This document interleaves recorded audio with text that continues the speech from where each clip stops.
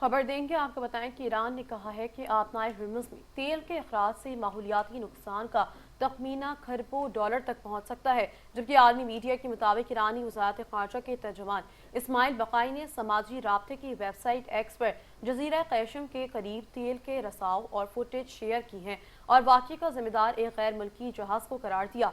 इस्माइल बकाई ने कहा कि यह वाक़या खित्ते के ममालिक के साहिली इलाकों में आलूदगी की सिर्फ एक मिसाल है। गुज़िश्ता कई दहाइयों के दौरान आलूदगी ने खलीज फ़ोरस और बहरा ओमान के पानियों में समेत खित्ते के समंदरी माहौलियाती निज़ाम को शदीद मुतासर किया है।